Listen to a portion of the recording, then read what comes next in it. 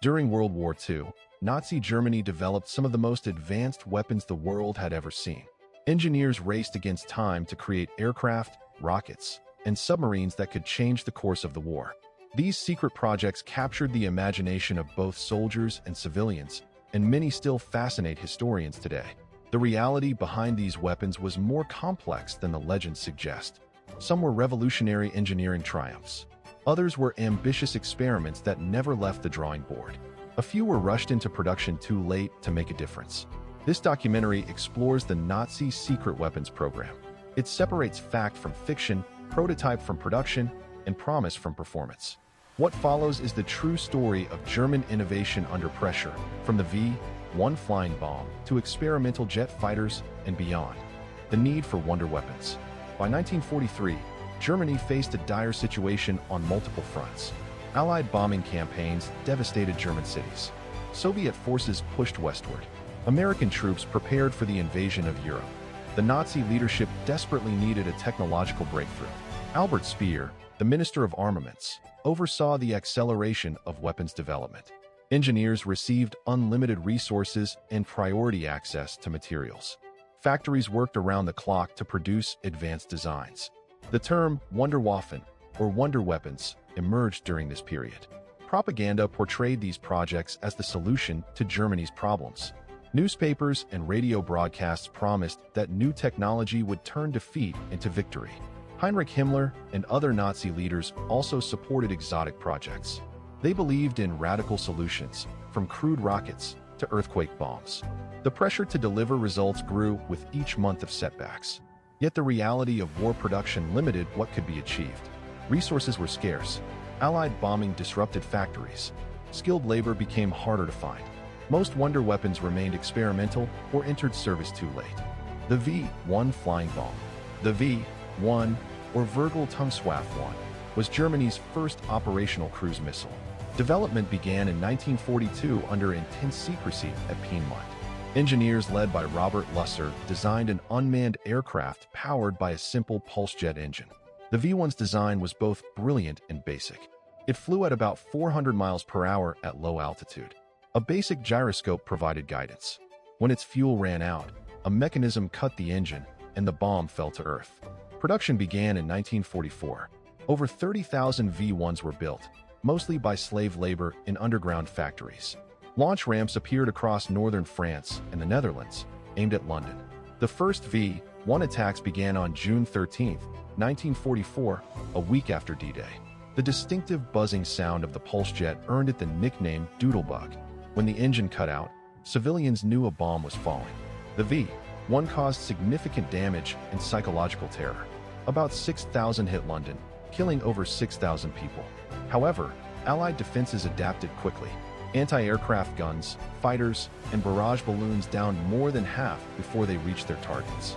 The V-1 demonstrated that unguided weapons could still terrorize cities.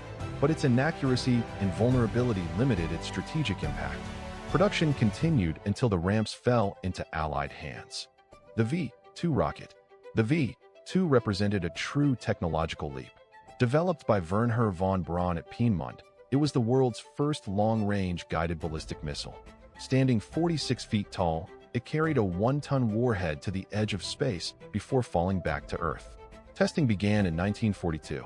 The first successful launch occurred in October. Production ramped up dramatically after an Allied bombing raid destroyed much of Piedmont. Underground factories near Nordhausen used forced labor to build over 5,500 V-2s. The first combat use came on September 8, 1944, against Paris. London suffered the worst attacks, with 517 V-2s hitting the city. The rocket's speed, over 3,500 miles per hour on re-entry, made interception impossible. Each V-2 cost about as much as a bomber, but carried far less explosive power. More lives were lost building them than died from their attacks. Slave laborers at Mittelbau-Dora suffered horrific conditions. Around 20,000 died during construction.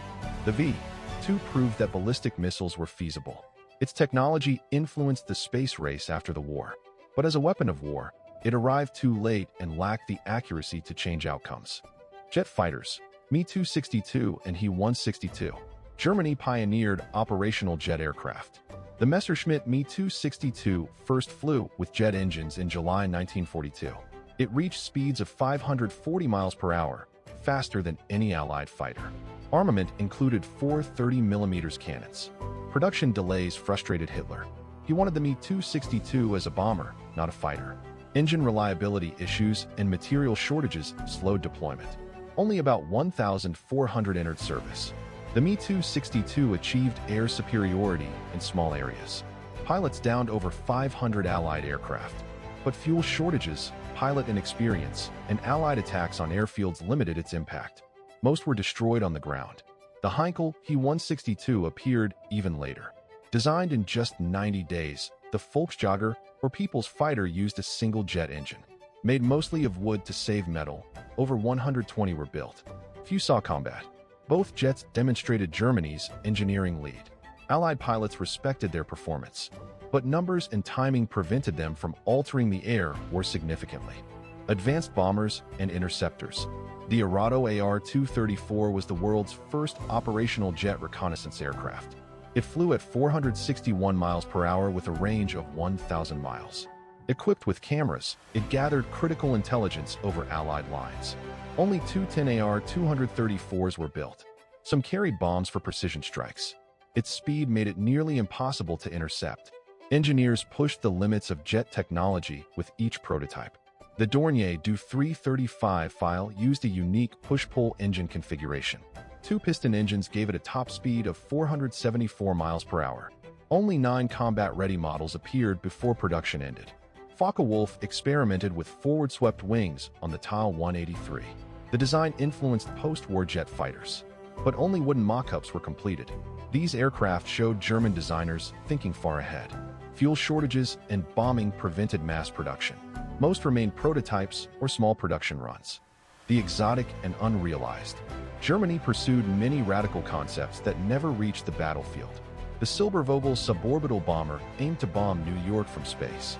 Eugen Sanger's design used a rocket plane launched from a giant rail. It remained theoretical. Horten flying wings promised stealth capabilities. The Ho-229 prototype flew in 1945. Its blended wing design reduced radar signature. Only 3 were built, none fired in combat. The Landkreuzer P-1500 Monster was a planned 1,500-ton tank with naval guns. Engineering studies showed it unfeasible.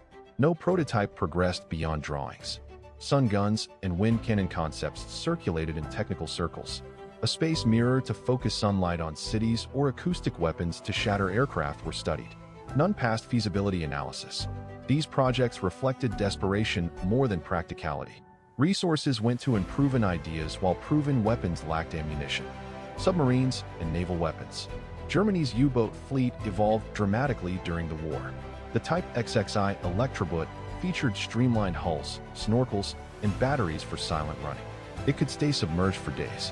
Only a few Type XXIs became operational before Germany's surrender. Their design influenced post-war submarines worldwide. The Type XEI was a smaller coastal version with similar advances. The Walter rocket-powered submarine aimed for 25-knot underwater speed. Unstable hydrogen peroxide fuel prevented practical use. Only experimental models were tested. Sunken U-boats carried advanced torpedoes and mines. The G7 acoustic torpedo homed on propeller noise. Introduced late, it sank several ships before Allied countermeasures appeared. Naval wonder weapons faced the same problems as aircraft. Allied air superiority and production bottlenecks limited deployment. Reality versus legend. Nazi wonder weapons achieved remarkable engineering feats. The V-2 reached space. The Me-262 redefined fighter performance. The Type XXI set submarine standards for decades. However, they failed strategically. Most arrived too late. Production used scarce resources inefficiently. Slave labor increased costs and human lives without improving quality. Allied intelligence tracked most programs closely. Spy networks and aerial reconnaissance revealed factories and test sites. Preemptive bombing disrupted development. Hitler's personal interference hurt effectiveness. He diverted jets to bombing roles. He demanded unrealistic timelines. Technical experts lost influence to political favorites. Post-war, many German engineers joined Allied programs. Von Braun's team built America's first rockets. Jet designs shaped Cold War aircraft. German innovation continued, just under different flags. The Nazi secret weapons program combined genius engineering with fatal timing. Germany produced the first cruise missiles, ballistic rockets, and jet fighters. These achievements reshaped military technology. But weapons alone don't win wars. Germany lacked the industry, fuel, and manpower for mass production. Allied air power prevented deployment. Strategic decisions wasted potential. The true wonder weapons were the factories that built them under constant bombing. The engineers who solved impossible problems. The workers who maintained production amid chaos. Stalingrad, Normandy, and Berlin were decided by rifles and artillery, not rockets. Numbers and logistics proved more decisive than prototypes. Industrial capacity won World War II. The Nazi wonder weapons remain a testament to human ingenuity pushed to extremes. They shortened the war through terror, but could not reverse its tide. Their legacy lives in modern missiles, jets, and submarines that trace their lineage to those desperate years that revise our histoire.